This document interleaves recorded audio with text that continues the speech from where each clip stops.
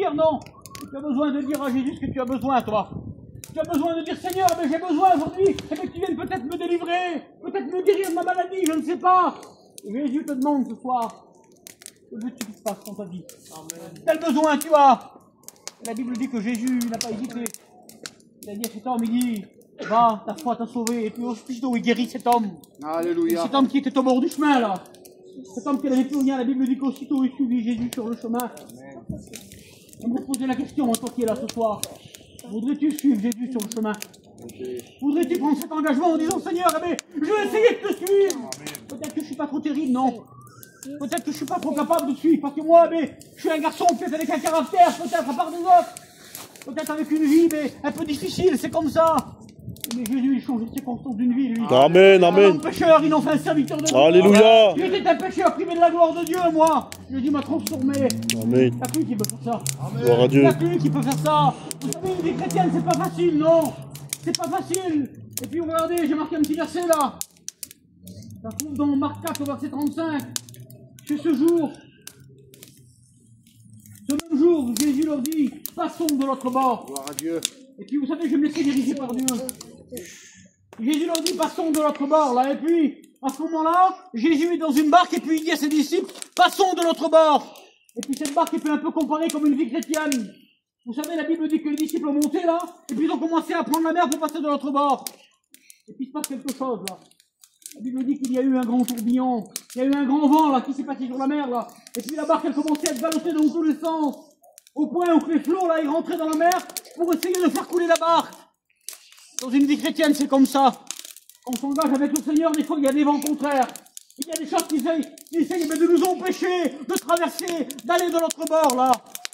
Je ne sais pas si ce soir, là, on s'est donné, il y a des rétrogrades parmi nous. Peut-être qu'un jour, tu vas faire rentrer Jésus dans ta barque, toi.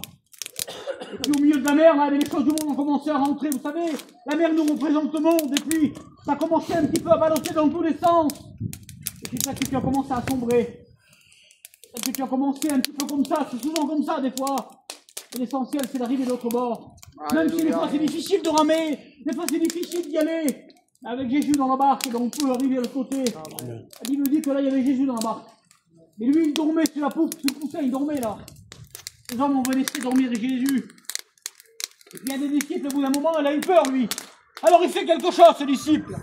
Il va et puis il réveille Jésus. Est-ce que ce soir, vous voudriez réveiller Jésus aussi, toi? Il le réveille et puis il dit, Jésus, ne t'inquiète-tu pas que nous périssons là. On va mourir, on va se noyer. Et la Bible dit que Jésus s'est enlevé. Il menaça la mer et lui dit à la mer et au vent, là, silence, tais-toi. Et puis là, il y a eu un grand calme. Peut-être que dans ta vie, c'est comme ça tous les jours. Peut-être que c'est agité. Peut-être qu'il n'y a pas la paix, peut-être qu'il n'y a pas le calme dans ta vie, à cause, justement des choses du monde. Peut-être que tu touches à des choses et puis à cause de ça, dans ton foyer ou dans ton cœur, c'est la misère. Et puis peut-être qu'il n'y a pas toujours la paix. Alors tu ne dors pas bien, et puis tu te réveilles la nuit, tu dis, Seigneur, comment faire pour m'en sortir? Tu n'as peut-être pas la solution, toi, pour t'en sortir. Mais la solution a été présentée dans cette journée. La solution, c'est Jésus. Amen. Et puis arrivé de l'autre bord, alors il se passe quelque chose, là, vous savez. Arrivé de l'autre bord, aussitôt, l'ennemi est encore là. La Bible dit qu'il y avait un homme qui était lié de 6000 démons, là, le démoniaque de Gadara, vous l'avez écouté parler, cet homme. Un cas extrême dans la parole du Seigneur, il est ici, lui, là. Et puis arrivé là-bas, là, les disciples sont dans la barque, et c'est Jésus qui descend le premier. Devant ton problème, devant ta difficulté, laisse Jésus descendre le premier. Parce que de par toi-même, tu n'y arriveras pas, tu vas essayer de t'arranger peut-être. Tu vas dire, eh bien, écoute, cette semaine, je vais pas fumer, je vais pas boire, je vais pas taper ma femme, je vais pas taper un tel, je vais pas me disputer, non. Mais je vais essayer de m'arranger, puis je vais aller à la réunion. Ça marchera pas. Ça marchera pas. C'est pas comme ça que ça marche.